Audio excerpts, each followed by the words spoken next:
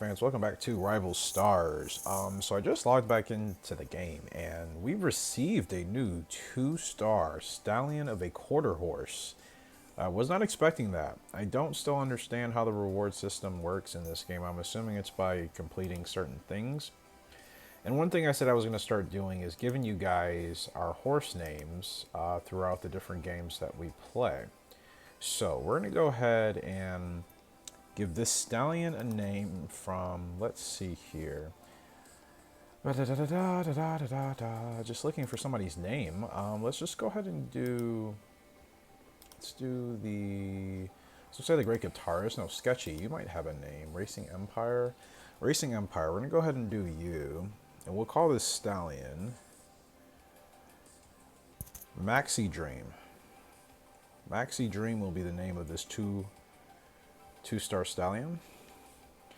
Quarter horse stallion that we just received, so that's awesome. Oh yeah, the quarter horse mile quest. Duh, just answer my own question. So what I'm going to do today is just hop right into whatever the newest event hub race has to offer. And usually there's always flat racing, steeplechase, different events going on. Quarter mile quest is a little bit more unique, but we'll just go ahead and go to flat racing. We'll do division 1 through 3. We'll go ahead and start off with my only Division 3 horse, Lullaby Beauty, who I will most likely be retiring soon from racing, but I will use her for breeding. So we'll go ahead and use probably one of your names to obviously generate what this foal will be, and I think that'll be an exciting thing to do. Just have to find a stallion for her. Don't have that quite in mind yet. We're off in racing. It was not a good start at all. I missed it by about a mile, but it's okay. So again, the thing is, I think with trying to have some success in Rival Stars, breeding is, I think, more important than what's led on to in the community. I think people approach breeding in the Rival Stars community. If you play competitive, then you have a different mindset. But I think the average player approaches breeding more from the aesthetic approach of wanting to get horses with certain genes and pedigrees and different coats and colors, right? That's kind of a majority of what you'll see if you search Rival Stars on any major platform. It's kind of breeding and getting, just cool, unique looking horses in that fashion, which is completely fine. Like, I have nothing against that at all. I think that's an awesome feature to have. But if you're trying to really develop the strongest horse, the next strongest horse, if you're trying to set those records, and if you're trying to win PvP races by proving that your horse is stronger than the other horses around the world in real time, yeah, breeding is absolutely instrumental in bringing that to life here. I'm saying all that to obviously say that, yeah, it's important to understand which horses you want to breed and what type of foal you would expect to get out of that breeding combination. You know what I mean? Now, if you're someone that just kind of likes to run the gauntlet of just, retrying a certain amount of breeding combinations until you get the results you want, well then, yeah, I suppose you put the probability of just higher numbers on your side and you take a chance. And you know what? I'm not mad at that approach at all. I guess for me, I'm someone that likes to have a little, I'm definitely selective, and I have no qualms admitting that. I'm more selective in what I want to do with certain combinations and breedings, because I like to ensure that there's some sort of compatibility, at least for what I'm looking for. That way I can build a line of competitive horses from there. And more oftentimes than not, by even having that approach, we always end up getting beautiful looking horses anyways. And to be honest, I like the surprise of not knowing what my foal is going to look like, and then I'm surprised once we see them finally revealed to us. I think that's the special part of breeding. So, right now, at least at this point in my life, I like to approach breeding from that perspective and just kind of let the general breeding dynamics take place and decide what our horse looks like. Lullaby Beauty gets us on the board with 4th place. We probably won't stay there, as you can see if you look at the leaderboard here in a little bit more detail for the Grade 3 event. Rank number 1 is Pinback LGR, representing Let's Go Racing. His horse, No Time for Caution. Second place is Aurora on her horse, Checkmate, Thoroughbred Stallion. I would assume. And last but not least is Patron de Mal on Reina de Pacifico.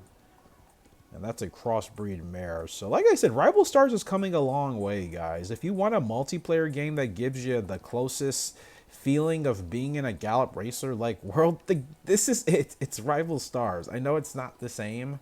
And again, what I've learned is you have to find ways to make the game enjoyable for yourself. Sometimes that means thinking a little bit outside the box. But again, for me, now that I'm consistently coming back to this game, it's the fact that there's a lot more to play for. This game is not like how it was when I first covered it, like, what, 4 years ago? Almost half a decade ago, whenever this game launched. Like, it's been a while, and they've added and introduced a lot.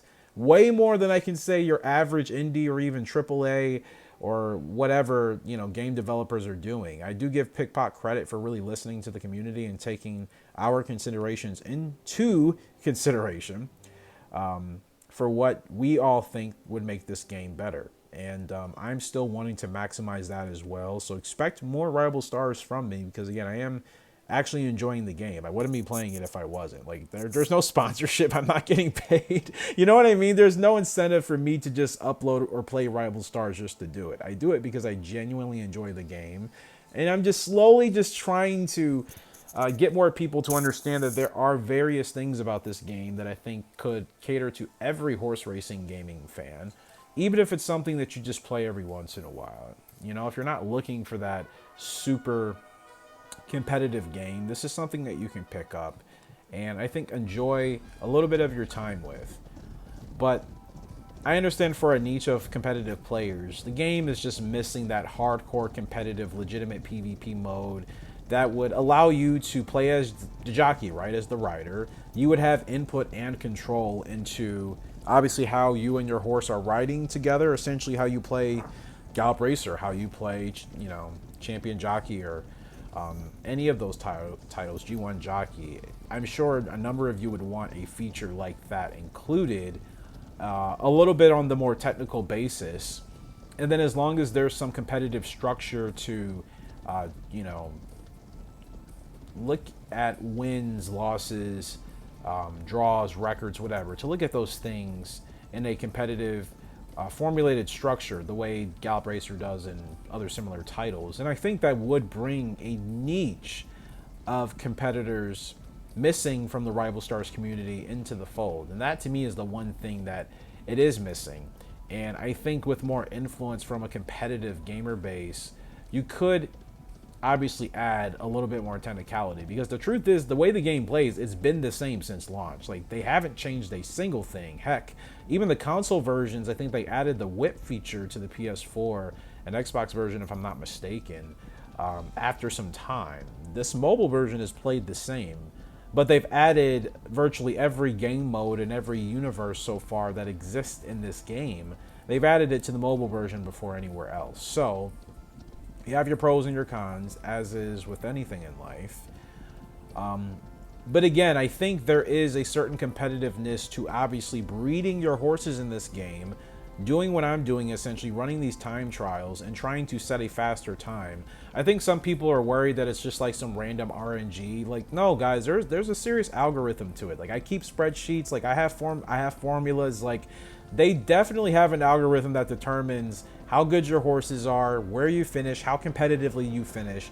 It seems like it's just kind of miscellaneous or meaningless stats and metrics to keep track of with your horse, but no, they all do have some sort of effect in how strong your overall horse's performance is in your races. So it's not that there are things to be, I should say, overlooked. I think if anything, things are being underlooked in this game. And I think that's maybe a disconnect with the player base, that maybe people think it's just too bare bones. When in reality, I'm telling you from personal experience, like, no, there is definitely a science to it.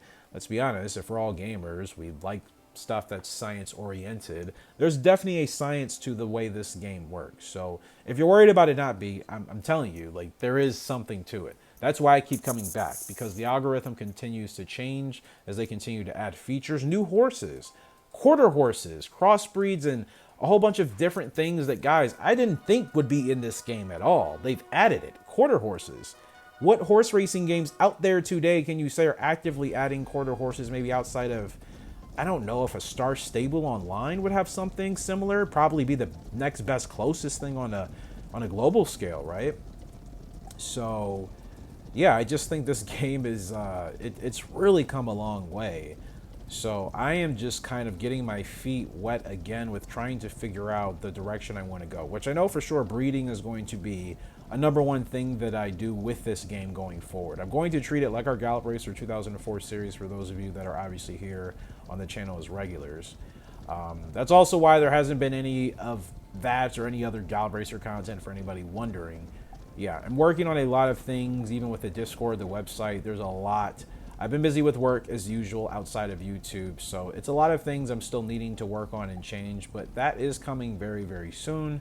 So that is why there may be a delay in some of the series or content that you're expecting. But with Rival Stars here, I'm adapting that Gallop Racer 2004 routine and flow that we have with that series. I'm taking those dynamics and those elements and I'm adding it into Rival Stars here.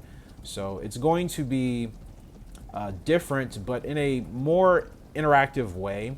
I think getting everybody at least involved, even if you're not per se into playing the game yourself, I still think that's an important element of just kind of being a part of the series, because guys, at the end of the day, this is a company and a developer that is dedicating a lot of their personal time to create a horse racing game that tries to appeal to as many horse racing fans and you know, just people across the world that have that same enthusiasm for horse racing as we do, and horses in general, because you know, you have the different competitive modes of jumping and the agility courses. I mean, they've really gone a long way to try and make this game, you know, appealing to a number of folks. So I think it's worth at least showing them some semblance of support, even if you don't play the game yourself, because there's nobody out here doing it on this scale. You can't tell me, you couldn't name me, you couldn't show me a single company dedicated to a public horse racing game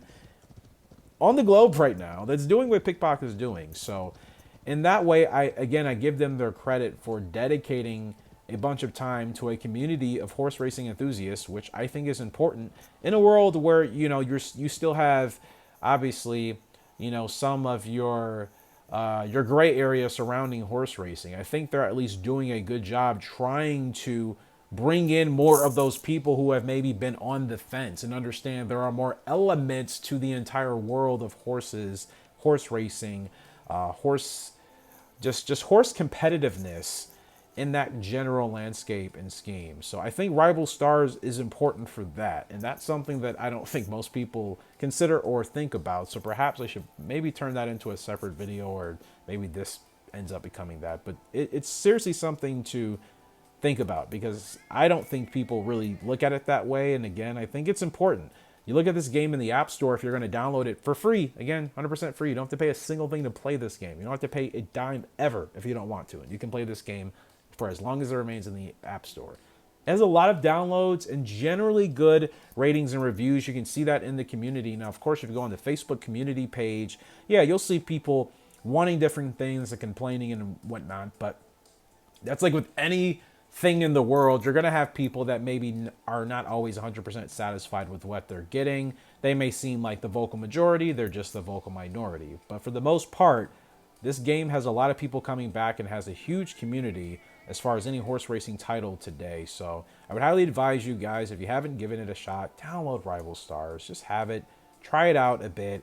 You know, maybe you can get more enjoyment out of trying to craft the perfect horse through breeding, which again is very meticulous, requires a lot of understanding of the breeding mechanics in this game and how they grade every horse in every situation.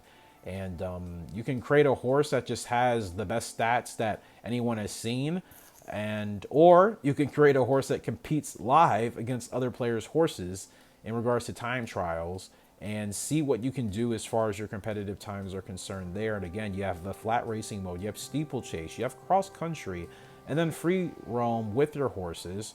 You have new locations you can go to when they are made available for us. So again, these are so many cool features in a horse racing game you don't have anywhere.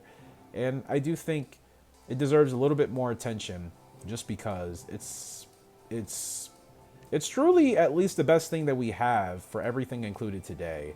And maybe there will be a competitor, a rival, maybe someone's working on something in the background. I always welcome competition. I welcome anybody giving it a shot, because you never know what your thing can turn into. So on that note, next time we pick back up, I want to get more into breeding. So I got to get our horses' names down. We'll be changing names as well. I think I'll be doing that in the next video.